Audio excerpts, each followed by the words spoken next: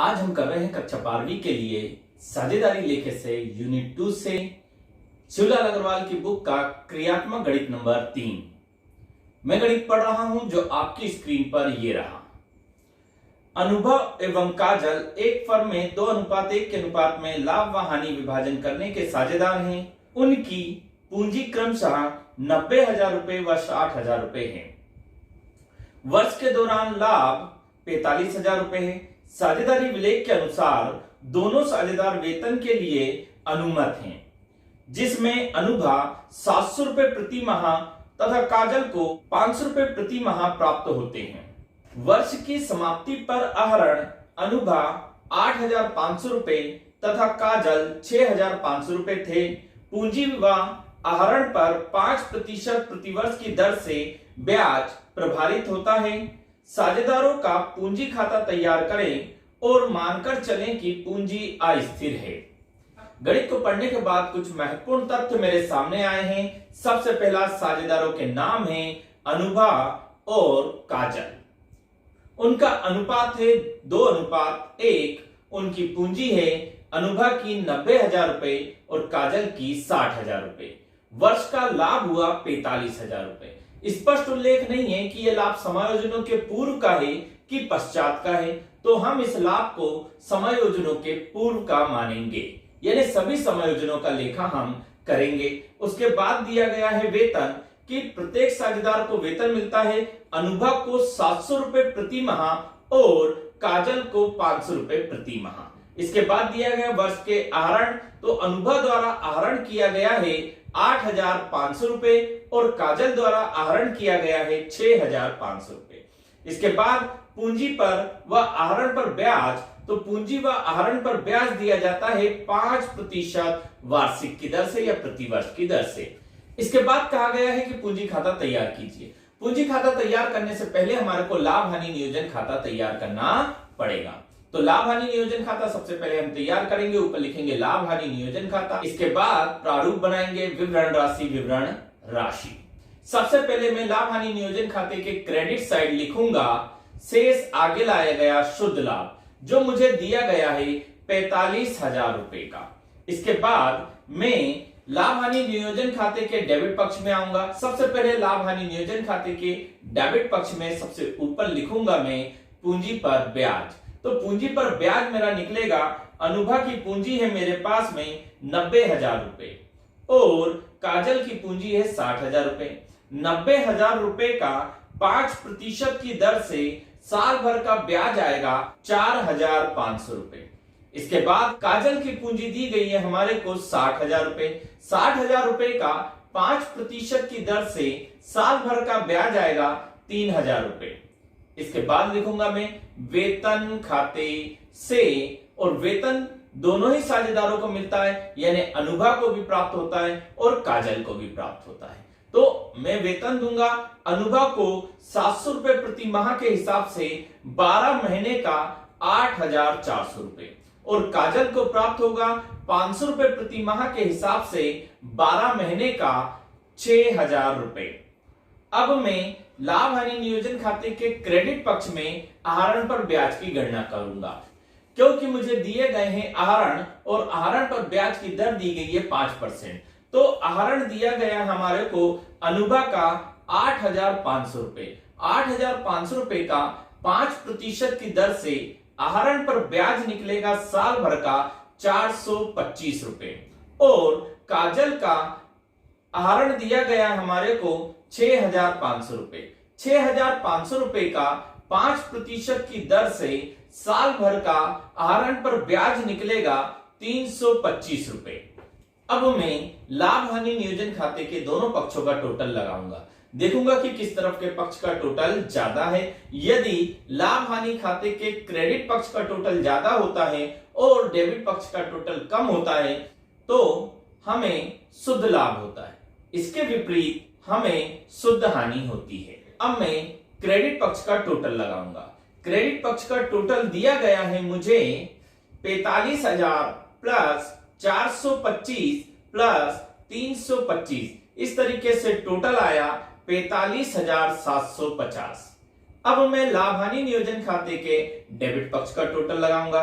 Debit पक्ष में राशि दी गई है मुझे 4500 प्लस 3000 प्लस 8400 प्लस 6000। इस तरीके से हमारे डेबिट पक्ष का टोटल आया 21900, जिसे मैं क्रेडिट पक्ष के टोटल में से घटा दूंगा, क्योंकि यहां पर मेरा क्रेडिट पक्ष का टोटल ज्यादा है और डेबिट पक्ष का टोटल कम है, तो मुझे लाभ हानि नियोजन खाते से शुद्ध लाभ हुआ। यहां पर शुद्ध लाभ हुआ हमारे को 45,750 माइनस 21,900 बराबर में 23,850।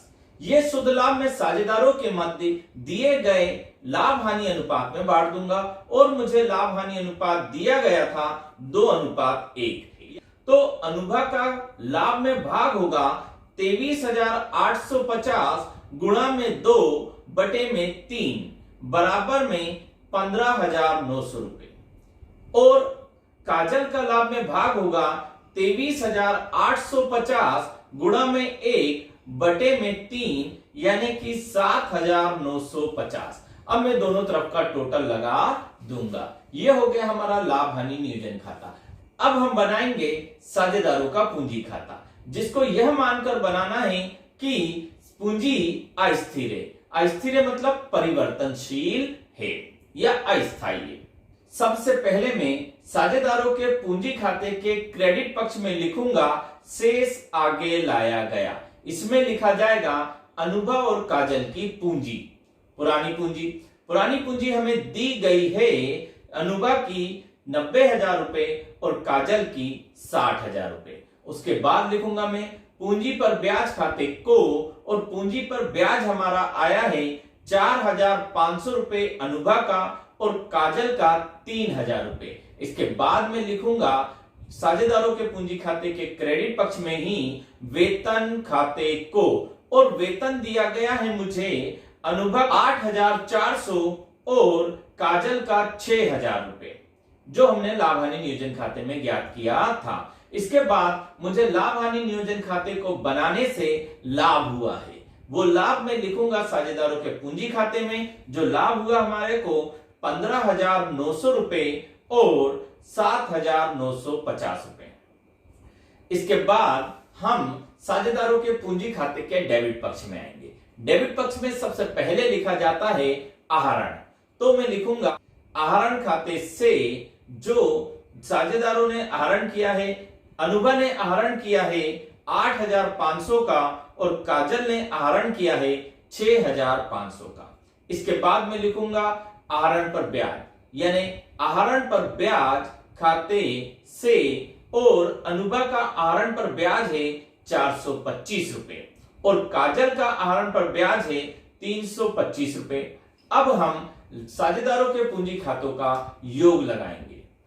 सबसे पहले मैं क्रेडिट पक्ष का योग लगा रहा हूं अनुभव के खाते का। अनुभव के खाते में राशि दी गई है मुझे 90,000 प्लस 4,500 प्लस 8,400 प्लस 15,900। इस तरीके से इसका टोटल आया हमारे पास 1,18,800, जिसमें से मैं डेबिट पक्ष का टोटल घटा दूंगा। डेबिट पक्ष में मुझे राशि दी गई है 8,500 प्लस 425।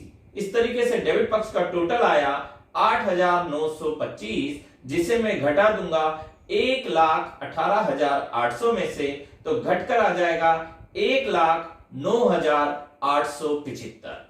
यह राशि होगी हमारी साझेदारों की नई पूंजी, जिसे मैं साझेदारों के पूंजी खाते के डेबिट पक्ष में लिखूंगा शेष आगे ले जाया गया, और अनुभव के खाते में लिखूंगा 1,09,875। इसी तरीके से अब मैं काजल के खाते का क्रेडिट पक्ष का टोटल लगाऊंगा।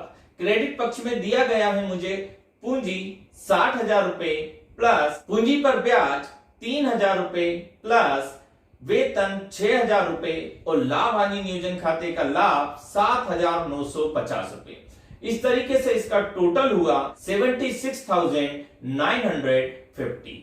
अब मैं काजल के खाते के डेबिट पक्ष का टोटल लगाऊंगा, तो मुझे दिया गया है आहरण 6,500 प्लस 325, इस तरीके से इसका टोटल हुआ 6,825, जिसे मैं घटा दूंगा क्रेडिट तरफ के टोटल में से, यानी 76,950 में से मैं 6,825 घटाऊंगा तो घटकर मेरे पास राशि आएगी 70,125।